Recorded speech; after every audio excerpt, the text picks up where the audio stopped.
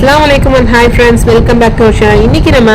இன்னைக்கு நம்ம ரமதானோட ஃபர்ஸ்ட் டேல இருக்கோம். ரமதானோட ஃபர்ஸ்ட் டே பாத்தீங்கன்னா ரொம்ப ஸ்பெஷலான டே. அதாவது ஃபாஸ்டிங்கா இருக்கட்டும், பிரேயர்ஸா இருக்கட்டும், ரொம்ப இம்பார்ட்டன்ஸ் கொடுக்குற டேவா இருக்க போது ஒவ்வொரு நாளும் நமக்கு ரொம்ப ஸ்பெஷலான டேங்க.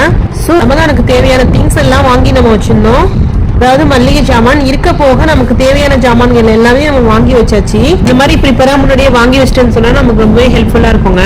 அந்த மாதிரி நம்ம வெள்ளை சுண்டல் செக்கில் ஆட்டின நல்லெண்ணெய் 2 லிட்டர் வாங்கியிருந்தோம். அதே மாதிரி கடலெண்ணையும் நம்ம 2 லிட்டர் தான் வாங்கியிருந்தோம். கடலெண்ணையா இருக்கட்டும் இல்ல நல்லெண்ணையா இருக்கட்டும், ஸோ ரெண்டுமே பாத்தீங்கன்னா நம்ம செக்கில் ஆட்டின எண்ணெய் மட்டும் தான் நம்ம வாங்கி ரெகுலரா யூஸ் பண்றோம். ஆல்ரெடி நான் சொன்ன மாதிரி வெள்ளை கொண்டக்கல்ல நம்ம 1 கிலோ தான் வாங்கியிருந்தோம். கொண்டக்கல் ஆல்ரெடி நம்மள்ட்ட இருக்கு. இல்லாத ஜாமான்கள் மட்டும் நம்ம வாங்கிக்கிட்டோம். ஏன்னா நமக்கு தேவைப்படுறது சுகர் தாங்க. சுகர் நமக்கு ரோஸ் மில்கா இருக்கட்டும், தேங்காய் இருக்கட்டும், நம்ம ரெகுலரா யூஸ் பண்றது சுகர் தான் அதிகமா. மர சேக்கல் ஆட்டின நல்லெண்ணெய் ஓபன் பண்ணியாச்சு. ஸோ அதை நம்ம கிச்சன் கவுண்டர் டாப்ல வச்சிருக்கோம். அப்படியே வீடு கிளீனிங் பண்ற ஒர்க்னா இருந்துச்சு. ஸோ அதையும் நம்ம கம்ப்ளீட் பண்ணி மளிகை ஜாமான செல்ஃப்ல அடுக்கி வச்சுட்டோம். திங்ஸ் எல்லாம் ஸ்டோர் பண்ணி வைக்கிறதுக்காக ஒரு பிளாஸ்டிக் பக்கெட் நம்ம வாங்கி வச்சிருந்தோம். சோ இது பாத்தீங்கன்னா தாராளமாவே பெருசா இருக்கும். இதுல நம்ம சேமியா, அப்புறமா டீ தூள் பாக்கெட், அப்புறம் பஜ்ஜி மாவு, எக்ஸஸா இருக்கிற ஜாமா அதுல நம்ம வச்சுட்டோம்.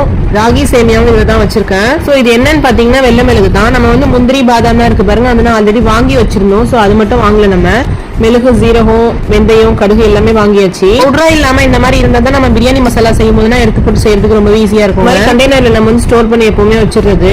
நெக்ஸ்ட் சகருக்கு என்ன நம்ம செஞ்சிருந்தோம்னு பாத்தீங்கன்னா காலிஃபிளவர் இருக்கும்ல, சோ அதை வச்சு நம்ம காலிஃபிளவர் கிரேவி தான் செஞ்சிருந்தோம். ரொம்ப டேஸ்டா இருந்துச்சுங்க இந்த கிரேவி. நைட் ரொம்ப சீக்கிரமாவே செஞ்சிட்டோம். ஏன்னா தொழுக இருக்கு, அது சகருக்கு வேற நம்ம எந்திரிக்கணும். அப்போ ரைஸ் போட்டுக்கலாம்னு சொல்லிட்டு நம்ம கிரேவி மட்டும் செஞ்சு வச்சாச்சு. இந்த ரெசிபியோட லாங் வீடியோ வேணும்னா கண்டிப்பா கமெண்ட் செக்ஷன்ல எஸ் டைப் பண்ணுங்க. அடுத்தடுத்த வரக்கூடிய வீடியோல உங்களுக்கு நான் அப்லோட் பண்றேன். ரொம்ப டேஸ்டா இருந்துச்சு இந்த கிரேவி. நம்ம செஞ்சு வச்ச கையோட பார்த்தனா உங்களுக்கு கிரேவியோட திக்னஸ் இப்படிதாங்க இருக்குது. சில நைட் ரொம்ப சிம்பிளா கிரேவி இருந்ததுனால சப்பாத்தி சுட்டு சாப்பிட்டோம். சோ அதோட பாத்தீங்கன்னா சகருக்கு பாத்தீங்கன்னா உங்களுக்கு அந்த கிரேவியோட திக்னஸ் எந்த அளவுக்கு வந்திருக்கு பாருங்க. டேஸ்ட்டுமே ரொம்ப நல்லா இருந்துச்சுங்க. நேரம் ஆக டேஸ்ட்டுமே ரொம்ப நல்லா இருந்துச்சுங்க.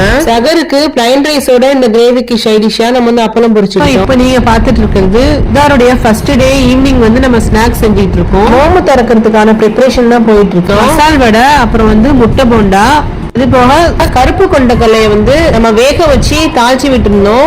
இந்த கொண்டக்கடலை ரெசிபி பாத்தீங்கன்னா நம்ம வீட்டுல எல்லாருக்குமே ரொம்ப ஃபேவரேட்டான ஒண்ணு. மாதிரி ஃபாஸ்டிங் டைத்துல நம்ம ப்ரோட்டீன் ரிச் ஃபுட் அதிகமா எடுத்துக்கணும். சோ அந்த மாதிரி கால்சியம் அதிகமா இருக்கிற ஃபுட்டா பார்த்துதான் எடுத்துட்டு நம்ம பக்கத்துலயே நம்ம முட்டையை வேக வச்சு எடுத்துக்கிட்டோம். சோ நான் சொன்ன மாதிரி முட்டை போண்டா போடுறதுக்காக இந்த மாதிரி ஸ்நாக்ஸ் ஐட்டம்னா நம்ம ரெகுலரா செய்ய மாட்டோம். இந்த மாதிரி இஃப்தார் டைப்லயோ இல்ல ஏதாவது ஒரு ஃபங்க்ஷன் அப்படிங்கும் போது நம்ம ஸ்பெஷலா இம்பார்ட்டன்ஸ் கொடுக்குற மாதிரி டைத்துல நம்ம ரொம்ப இம்பார்ட்டன்ஸ் கொடுப்போம் செஞ்சு கொடுக்கறதுக்கு.